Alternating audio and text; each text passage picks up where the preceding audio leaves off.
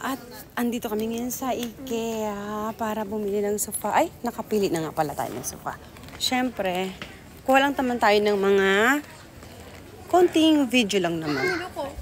So, tumidyang Tadang! Kumukuha ng video. At tayo ay nakapili na ng sofa. Kaya,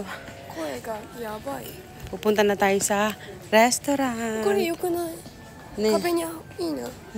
Semay dyan. Punta na tayo ng restaurant. At papunta na nga kami dyan sa restaurant dahil nagre-reklamo na sila, mami, ang tagal mong pumili, nagugutom na kami. So, ayun na nga. Kaya, ayun, dahil nireklamuhan ako ng mga anak ko, nagmamadali na kaming maglakad para pumunta sa restaurant dahil magto-12 na nito, mapupuno na yung mga upuan. So, pag hindi pa kami nagmadali, mawawalan kami ng upuan. So, ayun na nga, nagmamadali na kami dyan. Nakita nyo naman, muntik na ako madapaan dyan. Buti na lang, may nahawakan ako. Diyos ko, nakakahiya. Pero naipit yung aking dibdib dyan, yung dede ko naipit. My God.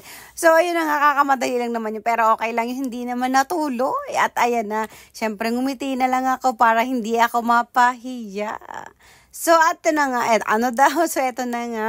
Syempre, kailangan kasi, pag nag-12 kasi, di ba pag nag-lunch na, madami na kasing kakain dun. So, mawawalan talaga kayo ng table kapag hindi kayo nagmadali. At ito nga bunso ko, habang kumukuha ako ng mga video, ito kumukuha din talaga siya ng mga video at gustong-gusto niya rin talaga. Pero, naglalaro lang naman siya kasi sinuzoom niya yung mukha ko, yung dede ko. Ano ba yan, bunso? So, ito, sabi ko, tara na, let's go na. At eto naman, dumaan pa talaga sila dito sa gaming chair. At hindi ko masyado nagustuhan yung mga design niya. Mas bet ko yung basta yun na yun. Tsaka mas mura doon. Dito parang ang simple lang ng mga gaming chair niya. Basta yun na yun. Okay lang, di naman ako bibili. Di ko lang talaga siya totally nagustuhan. So ayan, nagmadali na tayo talaga. Kailangan na nating magmadali, babe. At nako, alam mo ba, pagdating namin sa restaurant, giri-giri talaga yung nakuha naming upuan, yung table namin. Talagang, alam mo yung naghiwa-hiwalay na kami para lang makakuha kami ng upuan namin. Dahil, syempre, alam nyo naman pag lunch, diba? Buti na lang talaga, Diyos ko. Kung hindi, mag-aantay kami ng matagal. So, let's go na nga kasi, ayan, diba? Yung sila yung nagugutom, pinapamadali nila ako, tumingin ng sofa.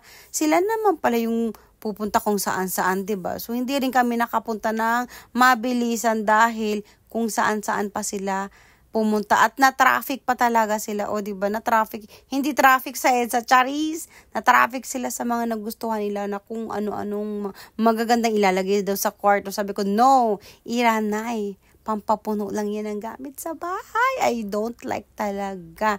So, ayun na nga. O, diba? Kung ano-ano pa kasing pinupunta ng mga anak ko. Ayan na, nandun na, nakikita ko na yung restaurant. Let's go, kids. Tara na.